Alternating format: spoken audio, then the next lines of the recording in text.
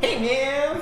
Hey man! What's going on? Nothing. What's going on with you? I thought that was a weird way of starting this one, so just roll with it. That's fair. That's fair. Yeah. We may sound a little bit different this episode. Why is that, Nick? This is the first one we're doing live and in person. We're not just doing it via Skype. Oh. One track, less recording.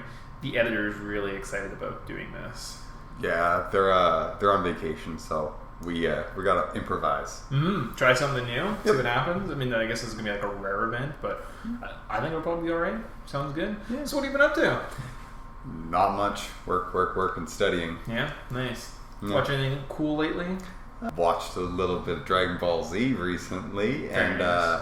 watched a new movie called The Shallows with Blake Lively. Oh yeah, was that any good?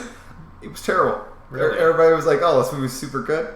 Shit. Really? It really wasn't that good. It was- Was she not like good at acting? No, she was fine. She was fine. It was just really boring. Like, it was one of those things where you're like, they took a really good 30-minute idea, and then they were like, let's just stretch it out for an hour and a half. And you're like, things keep happening, and it's just really, really kind of boring. And you end up like, there's no like, oh man, that shark's gonna get her. It's like, oh, that shark's still chasing her. He's fucking can murder anyone else. Blake Lively is like superhero. It's like, Huh, fair enough. yeah. Fair enough. I watched Sinister last night. It's on Netflix. Go watch it. It's fucking awesome. Nice. Like maybe one of the better horror movies I've ever seen. Good. Ethan Hawke. It basically. So the premise was Reverend Jimmy Graham, I think was his name. When The Exorcist came out, said there's a demon in that footage. Don't watch that movie because there's a demon in it. That's how evil that movie is. And the director said, or Sinister said, I could make that movie. So basically it's about an evil monster that like lives in films.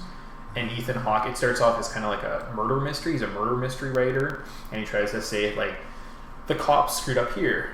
And it's just really creepy. Like really well done. I watched that last night and I was like, that led me to one of the most coherent, scary dreams I've ever had in my life.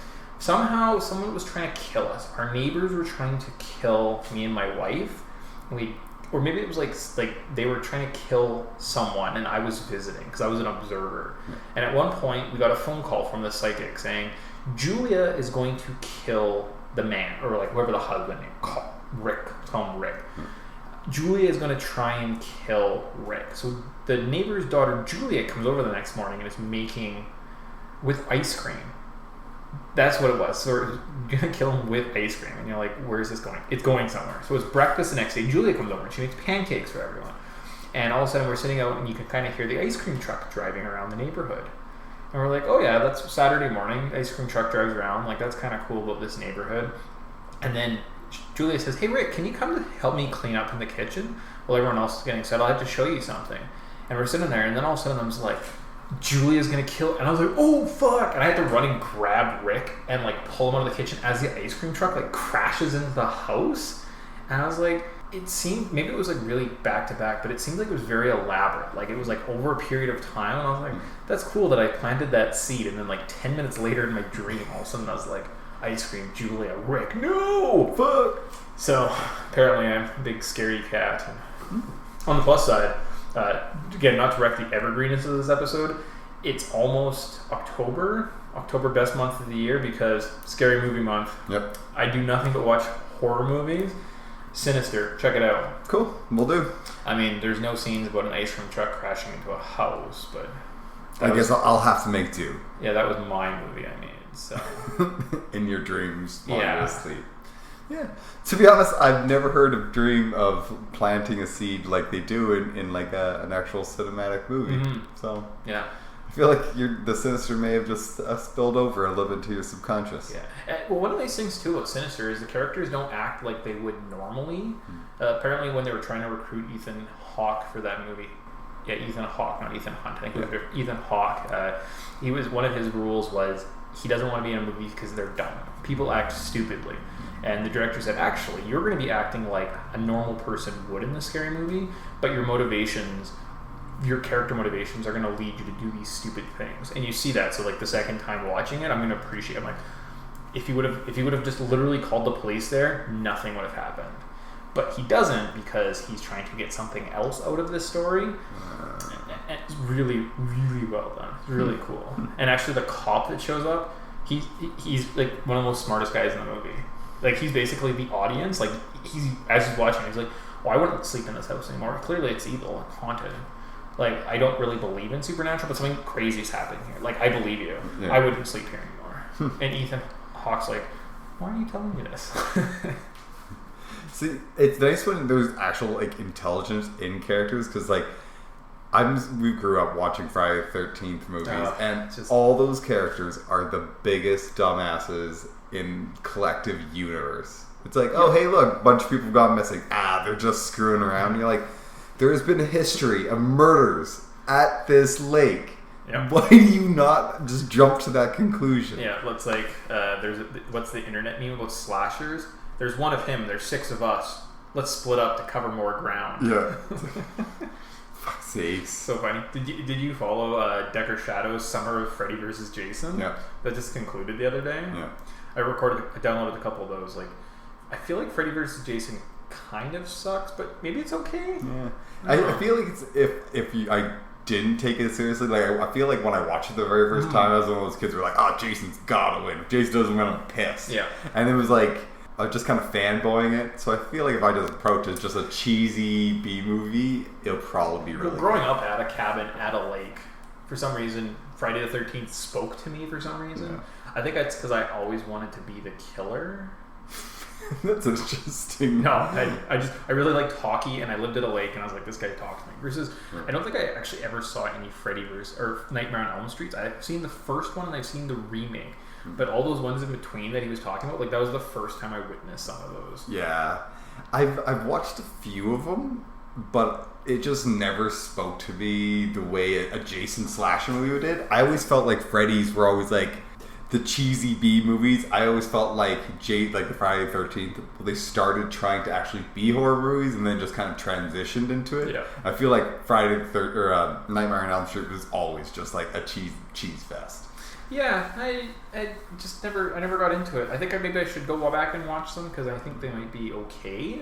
Like, obviously they're dumb and cheesy, but yeah. Another horror movie, since it's October, that me and Hope actually watched a few months ago. It's The Final Girls, I want to say it's called. Okay.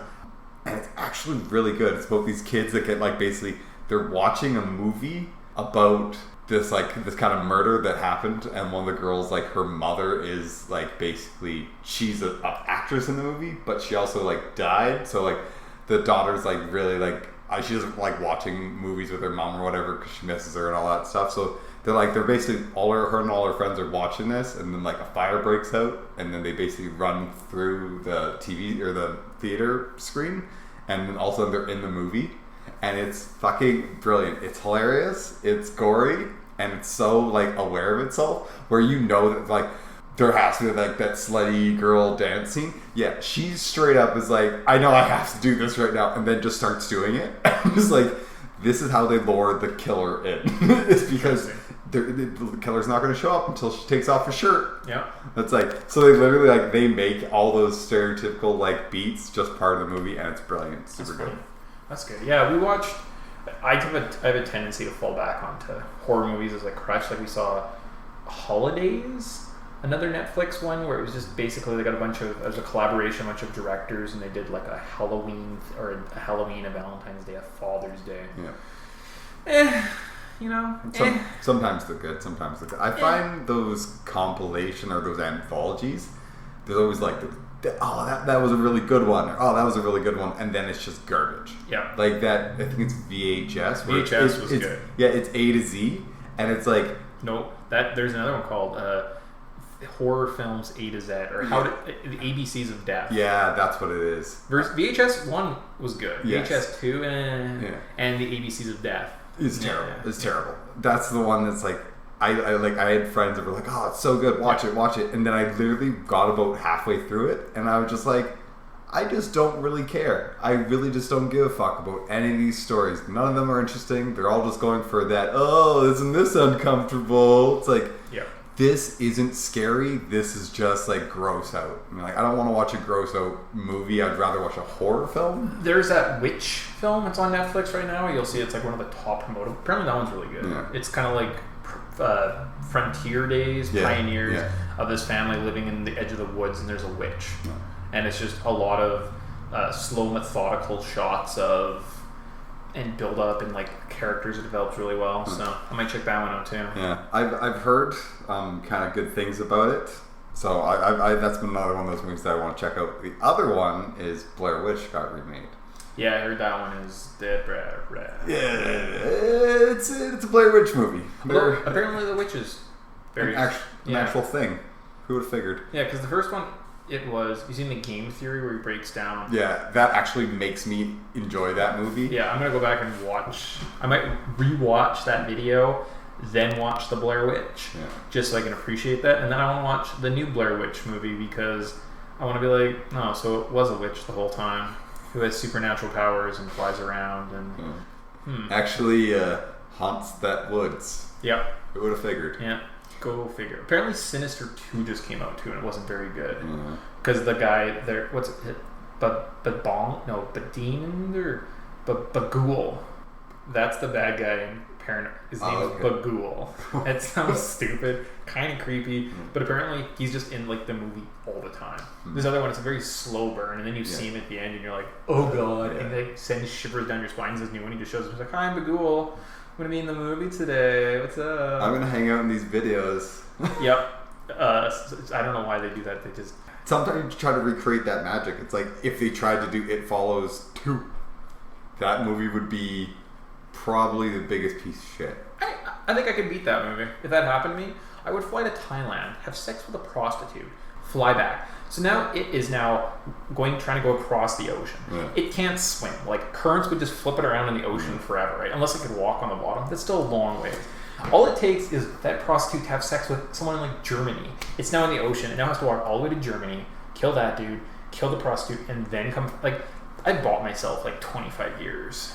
Yeah. Right. And I think the other thing with that is like you would have to. The hard part would be getting on the plane without it being there. That would be the hard part. But I mean, like, in all honesty, fucking hop on a car, like hop in, like, because you'll see it behind you. She does it like 12 times in the movies where they're living in a rear view and she's just driving away. Keep driving.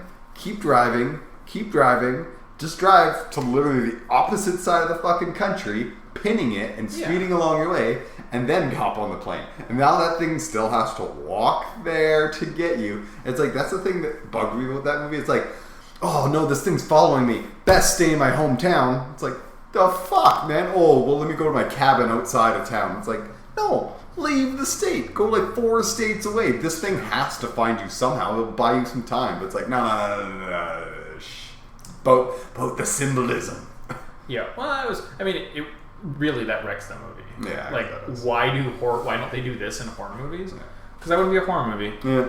Like, anytime you sit there and watch, oh, don't go do that. Well, they don't do that. It's not going to happen. Like, nothing's going to happen. Yeah. So, yeah, that's not bad, though. Yeah. All right. Horror movies. Good, right? And November's coming. And we're playing a scary game. Well, November is also coming. That's the best part of the year. Always comes, so. Also, did you know that when the calendar used to be 10 months, it used to be January to December, when Julius Caesar and Augustus Caesar decided to plop their months down in the smack dab of the year, it screwed everything up. So technically September is the 7th month, October, is the 8th month, November, is 9, and December is 10. Huh. Mind blown? Right? Because when they wanted to make 2 new months and put themselves on the calendar, they didn't want to put it in the cold, last dead months. They wanted to make it in the very middle so people could celebrate them. Yeah. Hence, the Augustan calendar. And Julius Caesar for July, and Augustus is for August. Yeah. Huh. Fucking Romans. Yeah. Basically. It's kind of neat, right? Cool. I learned that at a video game store. Speaking of video games, let's get into this bad boy.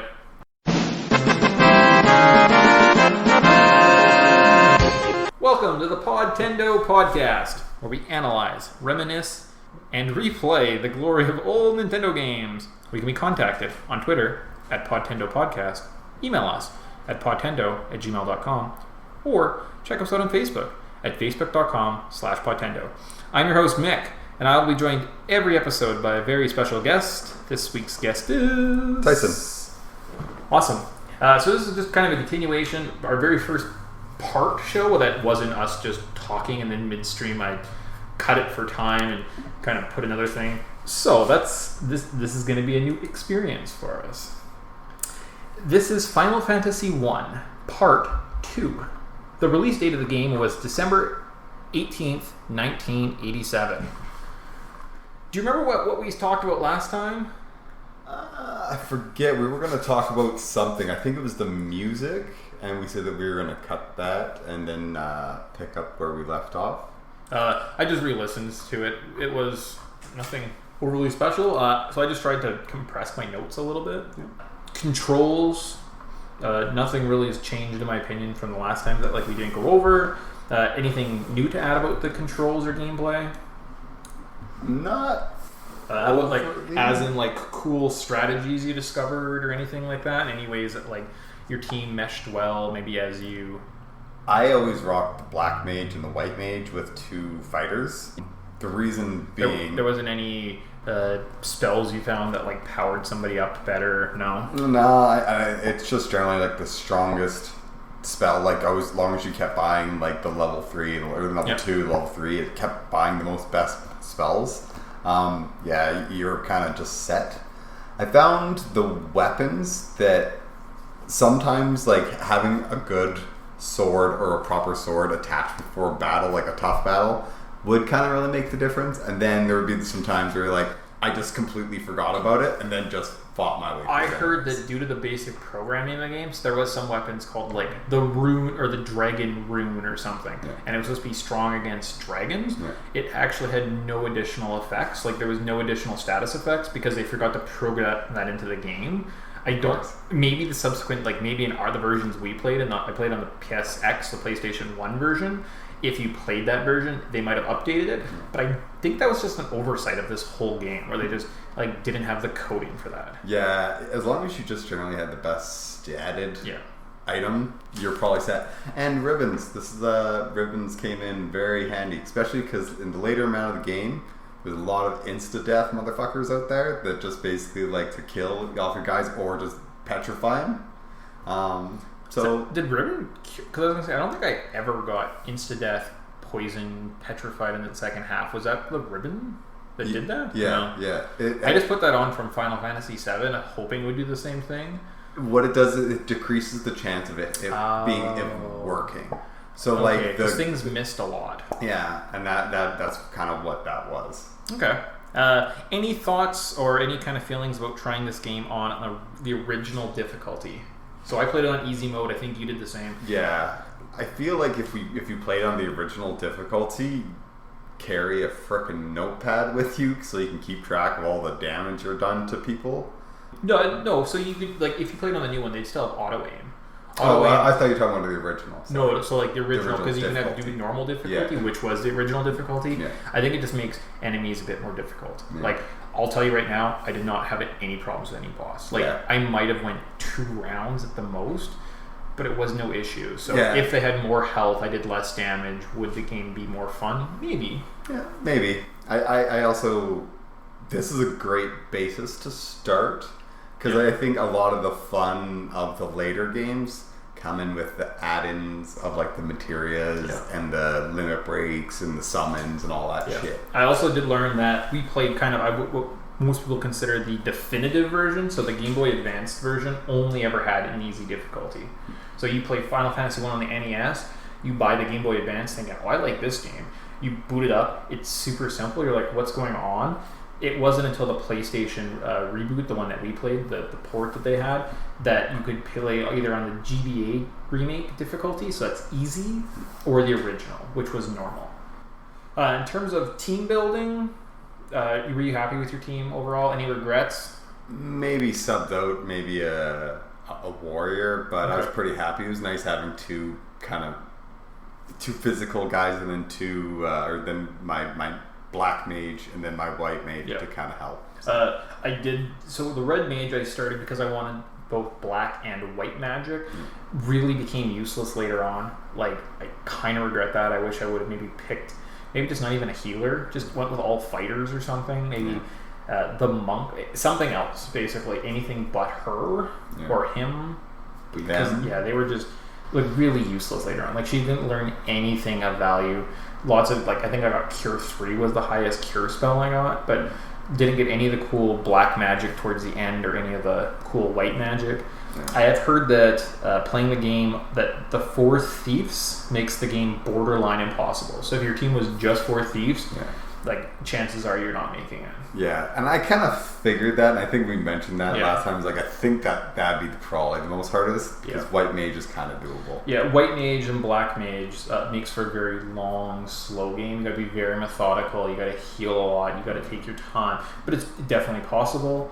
But all in all, a nice balanced team will allow for probably the most fun and rewarding gameplay. Yeah. Awesome. We don't have to redo the story. Quickly, what was the story?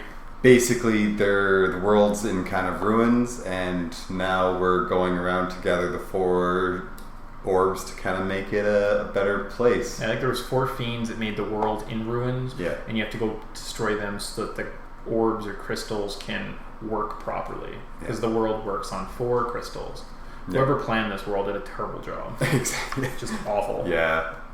Planning your world around crystals may not be the most... I should say stable. So get kind of into the level notes, kind of what the second half of the game had for us. Team recap. I had 3 fighters: Mick, Tyson, and Scrumph. My red mage Toxcab. That guy was really useless. We did kind of adventure recap. Our team gathered due to an ancient prophecy. We saved a princess, got a boat, saved an elf prince, healed the earth, got a canoe, and then ventured into a volcano. So for myself, Tyson's already done this. I had to go get the airship. So from Crescent Lake, I traveled by sea to another series of canals. I got to the ice cave, and fuck, it was very straightforward, but some of the enemies hit really hard.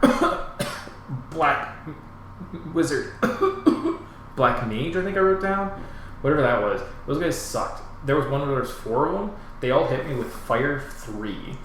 So that gives 150 damage to my whole team. I think it killed all but one of my guys. And I was 2 steps away from the boss, and I was just, then, not only did I almost die, I then misread the guide, had to travel through it twice to get the Levistone. So the first time I just went and fought the boss, and then left. Went to the desert, nothing happened. And then I went back and looked, and they said, well, you need the Levistone. And kind of saw the pattern I had to do, so I had to go all the way back through. That's frustrating. Yeah. Nothing worse than having to backtrack into a dungeon just because you missed something. Yeah. But I got the airship, and it makes the game much more manageable. Yeah. The difficulty in kind of traveling the world that I had from the last game, it's gone now. The world's really small. You can fly around. You can basically land anywhere. There's a couple places that are kind of pain in the butt. I think this next part. So we have to go to the wrecked castle. Yeah. Is our next area, and you have to park a long ways away. So you park basically beside it, but you're on the other side of a canal, and you have to walk all the way around to it. Because there's no way to land your darn airship anywhere around it. On a forest or a swamp. Yeah. It has to be perfect green grass. Yeah. I tried. I tried everywhere. Yeah. Like, I saw a little patch of green grass, and I go to land, and it's like, nope, this isn't big enough. It would take you up again. And I was like, I would literally, I would try it, and I'd take 1 step to the right, try to step back to see if, that would help. No. Yeah. This castle, there's a series of teleporters here. I used a guide, or I figured I'd probably be stuck for a while. I did collect the final item in the final chest. It was a rat's tail. You take the rat's tail to the big red dragon Bahamut. He takes it as a memento of your courage, and you can level your team up. All your little dudes grow up. Warriors become knights. They can use white magic. Thieves become ninjas. They can use black magic. White, black, and red mages become wizards, respectively. They basically get access to stronger spells. And finally, the monk becomes the black belt. They get more magic defense. So that's exciting, right? Yeah, yay for them. Yeah, that's lame. Buffing up at this point, I took the time to revisit every area to make sure I got the best spells, weapons for my new team. Yeah. So I made sure all my wizard or warriors had the cure spell. Yeah. So my potions, like I only had 90, like 50 cure spells, and I was a big fan of using my cure spells. Yeah. I pushed that up to almost 100, so I actually didn't even need to use potions the rest of the game. Yeah, it kind of came to that point where I was using all my potions before I was using my cures. Basically, once I became a wizard, I was like, yeah, I'm just going to only use cures. And it worked. Yeah, no, that was fairly helpful. And this is actually kind of neat because you can play the whole game without doing that. Completely optional. Yeah. It's just a nice thing. So, I mean, playing this the first time, like without a guide, you wouldn't know how to do that. Yeah. But playing a second time, finding a friend, exploring does give you that benefit of leveling up your team, and it's definitely worth it. Like your team is definitely stronger, but really neat that that's just an optional thing that they have in there. Yeah. Next, we're off to, we've got to find the ferry. Yes. The mountain town named Gaia. Remember that part? Yeah. What's your guide say? Where you at right there? There. Right, because you have to walk into the middle of the desert and find the hidden village and then buy the ferry. Yeah, so it was 40,000 gil to buy the little ferry in a bottle. You bring her back to Gaia and she finds the Oxamalab. I don't know what it's called. It's called like the Oxy something. I got Oxale. Oxale. Why did I write so many letters? Weird. From that, we can go under the sea. I forgot what this town was called. But there's a little port city. On Rack. With the Oxale. Fun.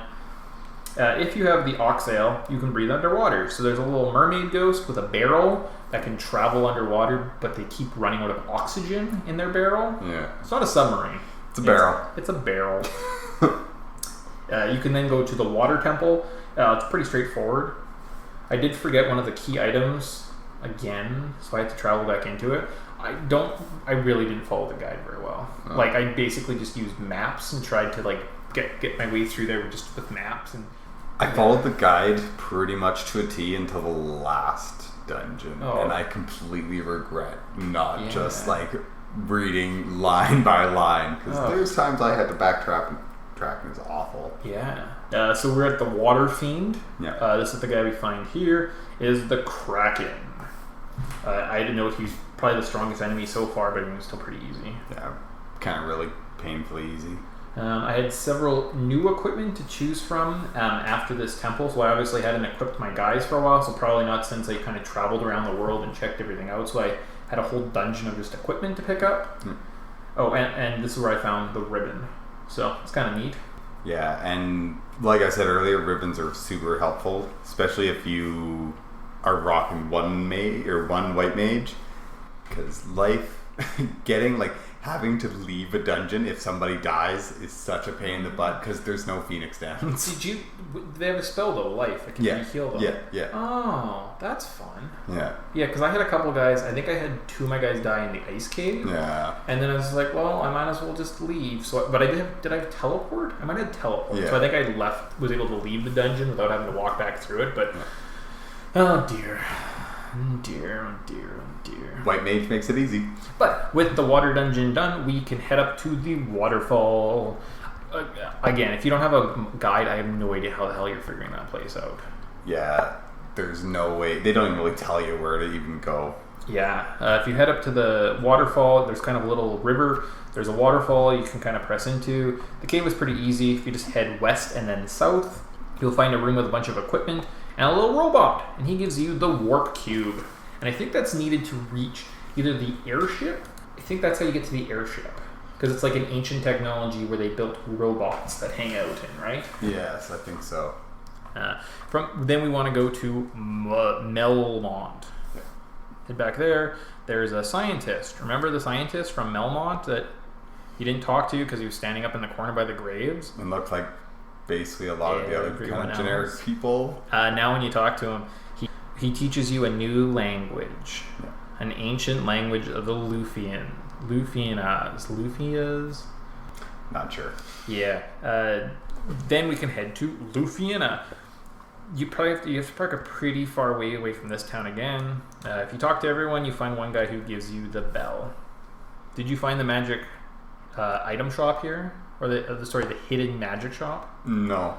Really? Off to the side, if you walk off in Lufia, there's like a little magic shop where you get new level 8 and level 7 spells. Yeah. I couldn't buy anything because... Well, you must have, yeah, because it would have said like the flare and the full life. Yeah. Did you get those? No, I didn't. I was actually like looking around in that area, and I was just like couldn't find it, and I was like, because sometimes let's say it's outside of a castle, you take one step out, you can kind of walk around the edge. So I kept trying to do that, and it was like top right. Yeah, no, there was like a hole in the top right that did that, and then you walked over. And that sucks. Especially since you had a freaking black wizard. Oh, that sucks. Yeah, sucks. Like I got there and my red guy was like, I can do cure 3. And I was like, fuck. And I don't hit that fast. I'm like, why do I have you, red mage? Like, can I get rid of you for something? Yeah, can I sub you out for a thief or a monk? So this area is accessible like as soon as we get our airship too. So in theory, you could have walked here initially, but I think everyone just speaks kind of like gibberish to you. So you have to learn their language to be able to access anything. Yeah. So it's kind of one of those neat things where I guess really if you're playing the game in like trial and error, like I've been everywhere but here, you'd know you'd have to learn their language before you could go talk to them. Yeah. I don't know why that scientist was there. Like put the scientist in a laboratory. Yeah. You know? No, not some random little rundown. Because it's the rundown town that's like being attacked by the vampire. Yeah, it's like unless they were like when you went there initially, they were like, we're people of science. We don't believe in vampires. Yeah. Then you might be like, oh, the crazy Scientologist land. Let's go there. Yeah. That doesn't happen. Yep. And it's Rosetta Stone. It's like, who would say that? Oh, obviously the Rosetta Stone is science. What? Ugh. Stupid. Ugh. But from there we can go to the Desert Tower. This level was super short and I was thankful until at the end of it there's a teleporter thing that you can step onto and you go to the Flying Fortress. This area wasn't too hard. Again, use a guide, kind of know where you're going. There's lots of, you'd start in the middle of kind of a big branching path area, and with the guide I would know to not go left or right. Like I'd go down and up, or because lots of them were either traps, or there were some that were still giving you like potions and like 100 gil. Yeah, at this point you're like, I don't need money. I might have had my money maxed out at this point. Yeah. Just because there's so many goddamn fucking random encounters. Like my money was full. I had nothing to spend it on. Yeah, and I was so powerful that I was literally just like looking at the map and be like, I'm gonna hit that one box and then go straight to the next thing. That's exactly what I did. I did grab the Adamite. You can use this and take it to the forge and get the Excalibur made. So once you kind of make it through there, we fight the Air Fiend, Terramite. He was definitely the hardest fiend, but by no means was he hard. Like I was either overpowered or I had enough Tiamat. What did I say? Terramite. Huh. This guide uses sometimes like it uses like fire gun. I think I was following an original version guide and not the like updated one like you are. Yeah, well this like even the words like I said for some of the spells like they call it Fire-a-ga. It's like and it's like no, that's just Fire 4. Yeah, it's like yeah, it's kind of weird naming mechanics. So we did that. Now, did you come back or did you fight the optional boss here? I completely skipped it. Really? Yeah. So what is he called? Death Machine? My guy was called War Mech. Yeah. He hits hard. He hits for about 236 damage per attack and heals 100 points on himself. He also has a move called, I think it's called Nuke. And it just crushes you. So I had beat the game, and then I think right before I fought the end guy, I saved, left, and then went and fought him. Just because I wanted to be able to say, hey, I did this. I beat this optional boss. He's really optional because you're on a bridge. So it's just a long hallway, and it's completely random if you fight him or not. So I actually went up and down about 5 or 6 times before I found him. And it's just bragging rights. Yeah. So I can brag to you that I beat Death Machine. Absolutely. Really exciting. I did have Excalibur and Masamune at this point, so I mean, I just rolled them. I had to go back into the Flying Fortress after finishing everything and being like, I didn't grab Adamite. Oh no. That sucks. Now I gotta go back all the way in there. Yeah, so from here, once you kind of beat Terramite or whatever, Tiamat, we can just basically suit up, so heal up, load up all your weapons, items, we're going to head back to the very beginning of the game, to the Temple of Chaos. Spend as much money as you can, if that's possible. Like you said, if we take Adamant to the little dwarf forge, we can get Excalibur, which is the second best weapon in the game. I think I was really nice and gave it to Tyson, so Tyson could battle with it. Nice. So you're welcome. I mean, also thank you for helping me complete this adventure, but screw you, that's why. That's fair. Actually, after we're done there's in the version that we played, there's all the optional dungeons. What? I didn't go into them because I said F that noise. Oh. But yeah, there's like 4 other optional dungeons. Huh. Yeah. What do they do? I don't know. I'm assuming it's just like more digging. Like, yeah, option. The Earthgift Shrine, the Hellfire Chasm, Lifespring Grotto, Whisperwind Cove. Huh, interesting. Yeah, it might be one of those things where I might boot up the old final save and see how they are, but basically the guide was like, it's hard, you don't need to do it. It's like, fuck that. I feel like that's a thing maybe we can readdress in another episode. I'm good. Yeah, I don't want to spoil anything, but I'm kind of not going to play this game ever again. Yeah, that's fair. So if we go back to the Chaos Shrine, so the very first place where we fought Garland, all the way back at the beginning of episode 1, we go in and we can travel back in time 2,000 years to the New Temple. Or was it the New Temple? New Temple or Old Temple? It must be the New Temple if we're traveling back in time, because in modern time it would be the Old Temple. Alright, this place is so long. Fuck the random battles. Yeah. Use a map, do not waste your time. Go the correct, or make sure you go the correct way. Yeah. I must have went, because you have to go like up to like the 3 floors and then back down to the basement. I went up the 3 floors 3 times, kept missing what you need to do at the final frickin' like. Yeah, because you have to take darn stairs. Yeah. And I would literally walk all the way down to the base and be like, how the frick do I get to the goddamn basement? That's annoying. See, I had one that was, my guide showed like the full map on one page, and it would be like A goes to A and then B to B. So I was able to kind of navigate that way. The only time I would ever say explore here is go get the Massa Moon, which is the best weapon in the game. Yeah. It's probably double as strong as the sword that Nick had. So, because Nick got it. Because, I mean, Tyson already got Excalibur, and it's not like I'm going to give him another weapon. So, with that, you're pretty powered up at this point. I guess it wasn't that bad. It just, again, super frustrating with all the stupid random battles.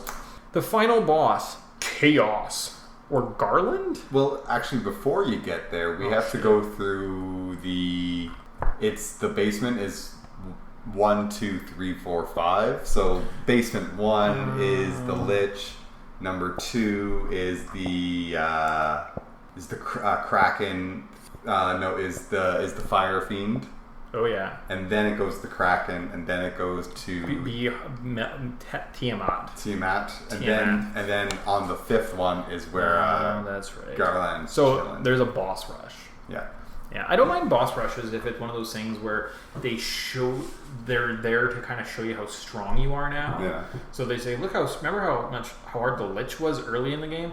Now I killed it in like 1 hit, and I was like, oh shit, I'm really powered up. Good job, Nick. And it's one of those things where like even like the Kraken, because we beat this, or we kind of played this in 2 sections, where it's like the Kraken is kind of the 3rd last boss, and I just rolled over him here, and it's like, wow, even from the couple hours of just playing it, I've just increased. It was kind of cool to see the Knights, like how much stronger the Knights were too, because the Knights definitely helped out. Like they were much more stronger than the fighter. That's kind of like that level up. Yeah. So that was kind of nice.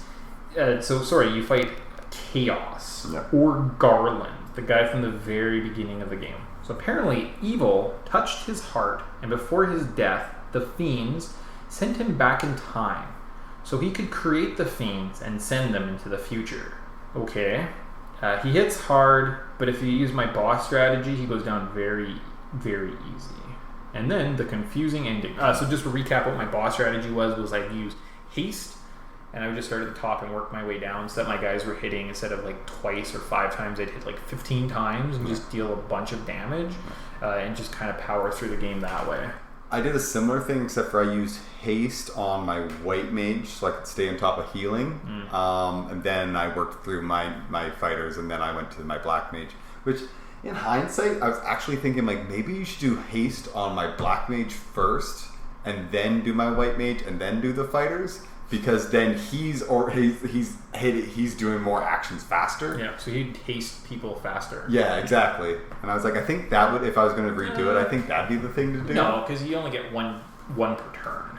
It's not like unless he did multiple spells. Yeah. Right. Like he would just do haste faster on his turn. No, you're done.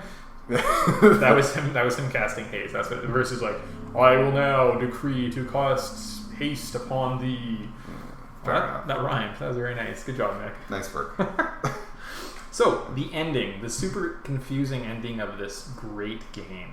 The time loop was severed at last. The battle, spanning 2,000 years, came to an end. The light of the 4 crystals, earth, fire, water, and wind, shone bright. I was trying to write it all down, kind of the end scroll, but it went too quickly, so that's all I got. And then I was looking for a version online. Basically, the evil in Garland's heart started the conflict, and now that it is broken, the time loop will return to normal, and you will go to a future where Garland is nice and no one has any memory of what just occurred. So basically we were working within a time loop where Garland was evil. He kidnapped the princess, he betrayed the kingdom, and as he was dying, the fiends used their powers to send him back in time so he could create the fiends and send them to the future, and it just kept going. And every other time except this, they actually killed the Light Warriors. So we were just part of it. Now, for some reason, something happened that cut it. We cut the timeline. It's now normal, and we go back to a future where Garland's just like the normal king, like the head knight or whatever, working for the king, and no one remembers anything. Right? Did you get that? Because you're looking at me like, what are you talking about? No, I totally, like, time travel. It's tricky. Yeah, like it said, no one will have memory of it, but it'll be in everyone's heart. Everyone has a crystal in their heart, even you. You traveled back in time 2,000 years and stopped Garland. May the light of your crystal shine on. So, yeah, again, time travel. Fun. It took me about 11 and a half hours to beat this game.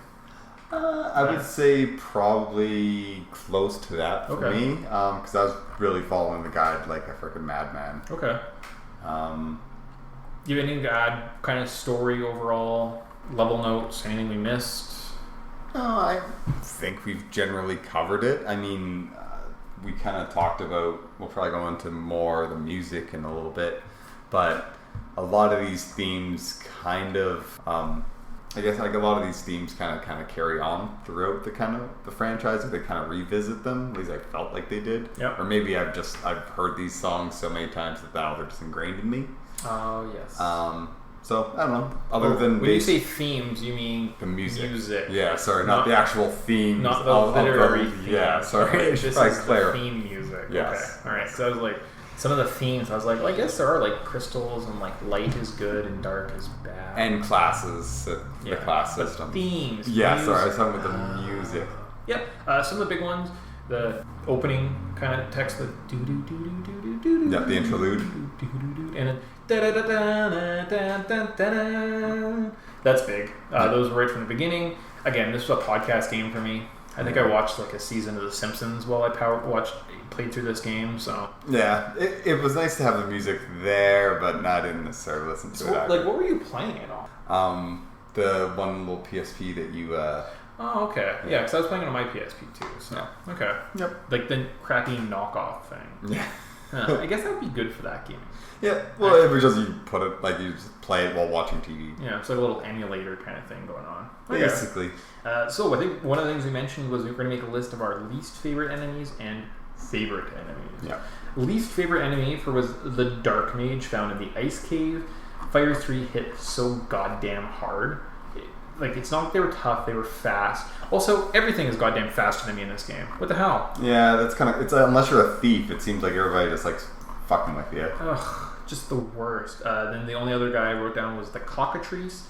They would attack in groups of 9. That's fine. Yeah. But most of them would flee. Then why the fuck did you attack me? So there would be 4 of us, 9 of them. I would have set all my guys to attack. 6 of them would run away. So my guys would do 3 attacks, kill everyone. And I was like, why? Like, why would you waste my time right now? It's just so irritating. Yep. So frustrating. I also feel like they could stone me, but that might have been from Symphony of the Night. So I was always braced for stoning. Yeah. But nothing happened. So, and I hate Thesis so goddamn much. Yeah, there's the, I think it's the Spectre and the maybe the Ghost or something. But those guys, like, wherever they casted insta death, and they only ever aimed it on my frickin' mage. So it's like, sweet, you're gonna kill the one thing that I need to continue. It's like, ugh, turn it off, turn it back on. It's like fucking stupid ass, goddamn. So other than that cocksucker, I didn't really have too much of a hard time because even if I did, like, let's say my white mage got like stoned, I would have the golden needle would generally pull me out of a bind, and I had like 5 of those still kicking around near the end of the game. Okay. Favorite enemies? I loved all the fiends and chaos, like all the bosses in this game. In my mind, like, they looked great. There was so much design behind them. Even the original versions, like, everything looks pretty on the PSX version. Every enemy, lots of them were just kind of like blotchy blobs. They looked weird. But the original drawings of them, the artwork was awesome. It was straight out of D&D. Super well designed. Everything looked really cool. I really liked that. I really liked kind of those. Yeah, the sprite style was phenomenal. This is one of the few times that it's like I love all these little sprites. Like, I think that even the differences between, like, the different levels of, like, Medusas or different levels of ghosts, they kind of reused the same assets but kind of gave them a different skin color. And that would kind of be like, oh, the hint's like, oh, by the way, these guys are a little bit more dangerous. You got to pay more attention to them. It's like, oh, okay. So they use similar assets, but I mean, the sprites are pretty. They're all cool looking. Who can't love a Tyrannosaurus Rex? Oh yeah, that was fun. There was also an Allosaurus that I fought. Yeah. And I was like, that's weird that they distinguished between a Tyrannosaurus Rex and an Allosaurus. Yeah. I guess this was before Jurassic Park, so maybe that was like a big thing in the 80s when they kind of named everything. Yeah. I wish they were a little bit more difficult. There was a little bit more strategy. I mean, I know it was really simple, maybe I was over leveled, but I felt like I was able to kind of beat most things. So I would have liked if it was a little bit more difficult. Or if there was, like, let's say bot or a kind of a fiends that you were like, oh shit, I can't run into these freaking things because all they do is petrify them, they petrify your entire team and you get a game over. That being said, you know how much I would have raged on this game if that happened? Yeah. So I think you take the good with the bad. Yep. Items. In terms of items, I don't think there was any equipment that was that different, to be honest with you, because I kind of mentioned earlier, I don't think they programmed it correctly, so the extra effects did nothing. Yeah, and even when, like, you give a character, like, oh, hey, I'm going to give you a new sword, I never felt that sword made any of a difference. Same with, like, armor, I actually forgot to basically upgrade somebody's armor. I think it was, like, one of my warriors, and I was, like, looking, like, my mages were fine, my one warrior was fine, and I looked and was like, oh, shit, you still rocking some iron things. Oh, really? And it's like, it didn't really make that big of a difference. It mostly goes, like, if you are, like, a higher level than them, then I guess kind of items take a secondary. Okay. Yeah, no, I agree. I think it would have been interesting because it was the monk that became the black belt that actually, they used nunchucks, but basically they were stronger with bare fists. Yeah. And I remember playing with them once where it was, if you gave them armor, it would slow them down and make them weaker. Yeah. So they were actually better just being, like, naked. Yeah. And that's really cool. Yeah. You don't see that very often in games, and it goes so against the other conventions that you would think. Like, playing D&D, having a character naked, you'd be like, why don't I have any weapons? Like, what do I do? Like, I'm just going to attack with my bare hands, but you're actually strong. Like, it's so counterintuitive. Yeah. I really like that. But, I didn't play as that character, so. And I think that, like, adding that kind of, like, layer of flavor to it makes it kind of cool. It's like, oh, I don't have to worry about, like, I don't really want to gear up my monk because then it gets shittier. So I think that's an interesting way of doing it. It's kind of sad that it kind of went away in future games, but I'm not really familiar with the class-based Final Fantasy games. Yeah, I guess, if we did kind of attack one of those, we might be like, oh, the monk does return, and he is best kind of naked. I wanted to do a little report card So this is game 2, part 2. How do we feel about everything? So starting off with the story. I gave it about a C+. It was okay, it was basic, and then the ending just got really confusing, and it turned out nothing happened. You're a little bit more generous. I would almost want to give the story a C-. Okay. Just because it's like, I read everything, and it was just like, oh, hey, yeah, that's kind of not What was that word we learned last time? That about conveyance. Conveyance. This game's conveyance sucks. Yeah, absolutely. Like, even when you read the dialogue, it's not going to be like, hey, in the Northeast, never is it going to give you any Some of it has to do with translation errors, but for the most part. Alright, in terms of game length, it was about 17 hours long. It took me 11 and a half because I used a guide. I think it was good. I liked it. I think that it was actually a really appropriate length for an RPG. I feel like if every RPG was this length, I would play through more of them. Well, because there's the games that get into the hundreds of hours, and you're like, I'm not going to be able to dump 100 hours into this thing. Well, the nice thing, too, is the beginning was you have to stop the 4 fiends. Yeah. Return the world to normal. That's what the whole game was. So the one plus I will say, kind of that simple story, is it led to nice gameplay, and it wasn't like, oh man, we better try and get out of Midgar, and then it was, oh shit, this is where this game starts? Yeah. Oh fuck. But it's kind of cool, I guess, because it is. But it's, let's stop Shinra. Yeah. Oh no, now Sephiroth's the bad guy. Oh, we better go fight him for a bit. Oh, we better go stop this. And it just always seemed like there was more and more in Final Fantasy VII, whereas this game is just do your first thing. Yeah, and I think the Final Fantasy VII example is kind of like a really nice, almost 3-act structure kind of thing, where it's like, oh, here's the inciting incident. Oh yeah, by the way, this is the actual issue, and then it's like, holy fuck, now we got to get to the climax. Yeah. Whereas with this, it's kind of like the story's there to serve its purpose, and that's to get you exploring the world. Yep. So. Bowser took the princess. Stop her. Exactly. Simple. Yep. Music, I gave it an A-. Yeah. Some of it was kind of nothing special, but again, there's lots of themes that stick with us throughout the games. Themes? Yes, themes. Music themes. Music's really good. A-. Not the greatest, I heard. There was nothing super catchy. Like, even just trying to hum the opening title theme, people are like, what the hell was that? Like, do do do do do do do do do do. Like, what is that? Nothing. It's just do-do-dos. Yeah, and it's gonna be like, unless you know that you're referencing the interlude, it's gonna like, you can't really hum along. You're not gonna be like, oh man, I really want the battle theme as my ringtone. You probably, unless you're a real nerd, I don't see people being like, oh yeah, I really want that 10-second do-do-do-do-do-do-do. It's like, that would just be ridiculous. Price for a physical copy, I said about $28 to about $100. I'm going to give that about a C. $28 to have like an original cartridge is alright, but to get a newer one with a manual, I think that's too rich for my blood. Yeah, I think C's average, so I'll give it a C as well. Price for a digital copy, about $5 to $10. That's a D+ in my books.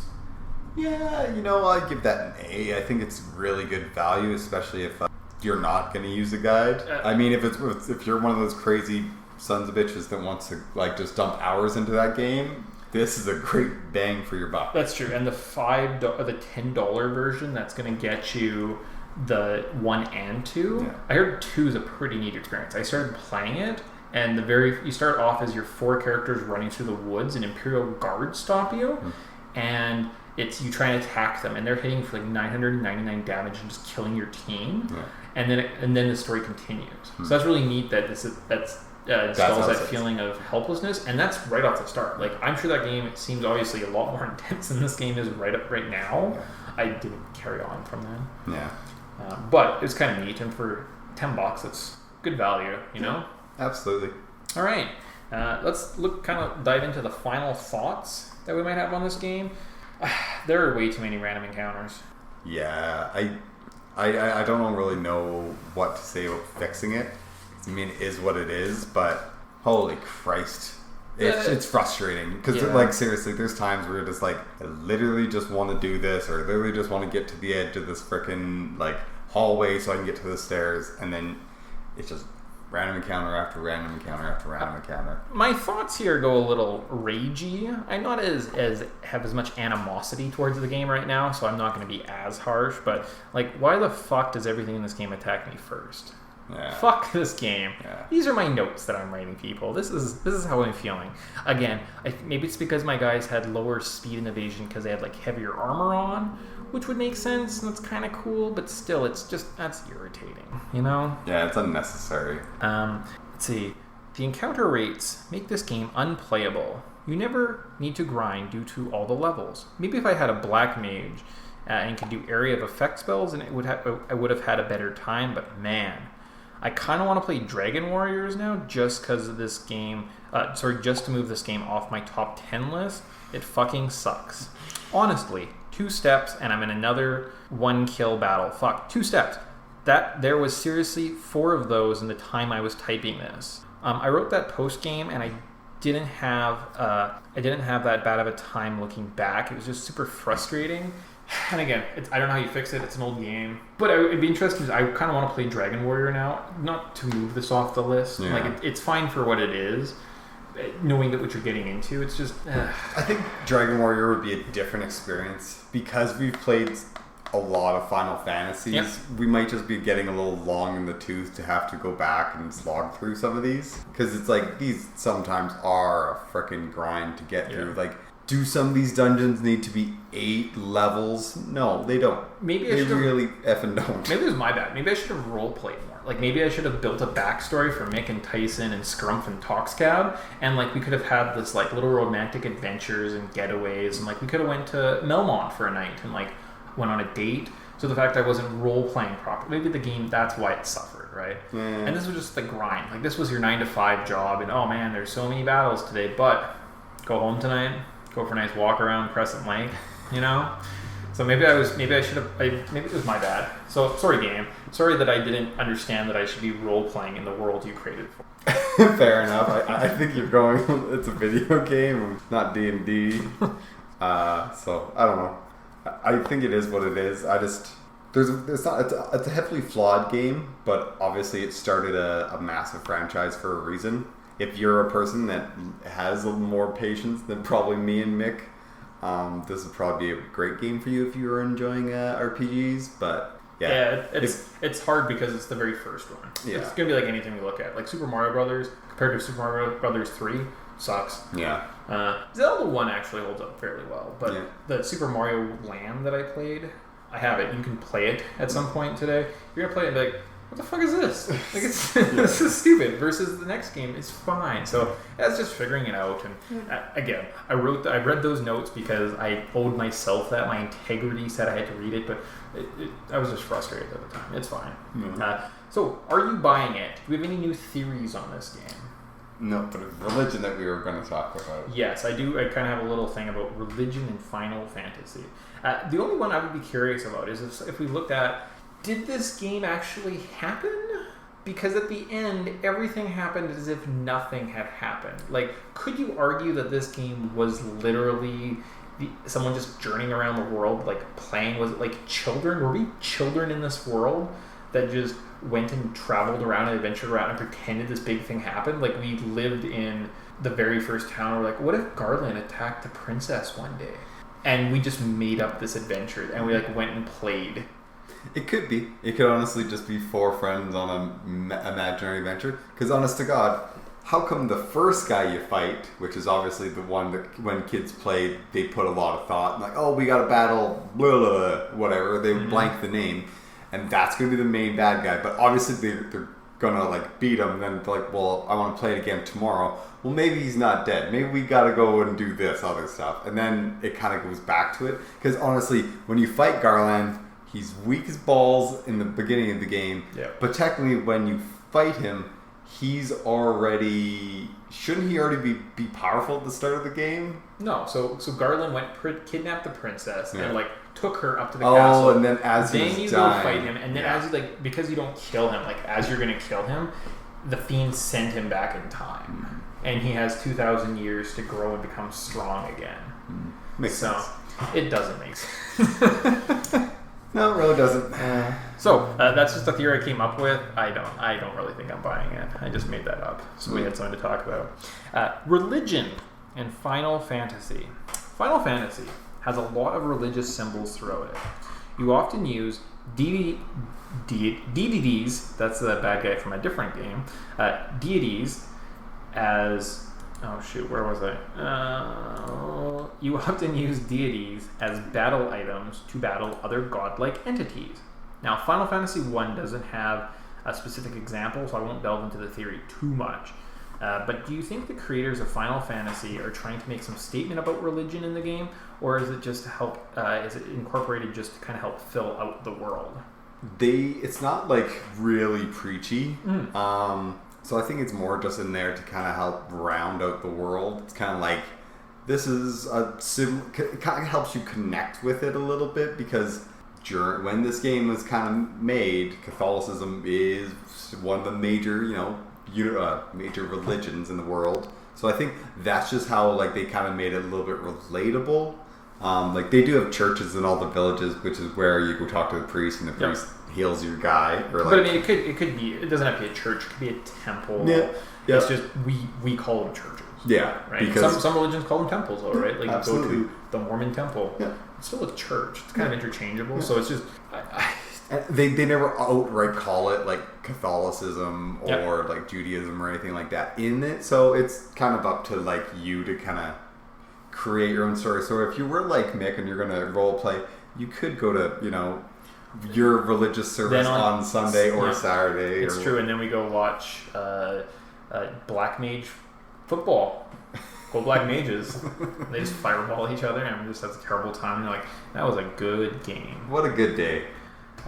So from what I kind of found is, even though most Japanese will identify with one religion, they do practice parts of various ones. They are a very religiously diverse group. They will be born Shinto, they get married in Christian ceremonies, and then they'll be buried as Buddhists, and will have their remains kept at Buddhist temples. So it's not that we view religion as like, I am this, everything else is bad. They view religion as, this is how I express myself spiritually, but I think sometimes I should express myself using these beliefs and these beliefs. There was something about, at one point, back in like the 1800s or 18th century, 16th century, some teen century, one of the generals outlawed Christianity because the emperor was the most powerful person in Japan. And how can you value God as a creator and still hold the emperor as the most valuable person ever? So there was some religious turmoil. It's not always just been black and white, but they are a bit more open than we are. So really, when they use like things like Shiva as you attack Shiva, you kill her, you encapsulate her, and you can summon her to attack. That's not saying that the god Shiva from, I think it's from like Hinduism. I think so. Isn't like, you're not using this god as like, it's just, this is a thing. It's an entity, right? Like, it's not supposed to be blasphemous. Yeah. Now, that's not like, I didn't come up with that. I got that from game theory. The Japanese are not anti-religious. They just practice religion differently. And same thing. Yeah, our perceptions are just a little bit different than theirs. Yeah, I don't think that the way they perceive it is hurting anybody. So, it's one of those things where I always say, like, as long as you're not hurting anybody, just do whatever you want. In that video, you did talk, there's something about Final Fantasy X as an allegory for some type of anti-religious doctrine or something like that. I wouldn't doubt it, because that game's terrible. Yeah, and I was like, I kind of want to look more into that. I'm not going to waste your time on this pod, like on Final Fantasy 1, talking about a game that's not for 9, like they're 9 away from. So, I mean, treat that for what it is. Yeah, and I mean, people always have, it's different creators. It's not going to be the same group of people that worked on this. In Final Fantasy 1, I would say religion's just there to kind of help fill it out. Yeah. Helps you role play a bit better, so guys like me can have a real gay old time. Other than that, did we miss anything? I think that's it. That's it. All right. So in closing, thank you for listening. You can contact Podtendo on Twitter at Podtendo Podcast, email us at podtendo@gmail.com, or check us out on Facebook at facebook.com/Podtendo. The music of Podtendo was used without permission and is property of Podtendo. Of Nintendo! No!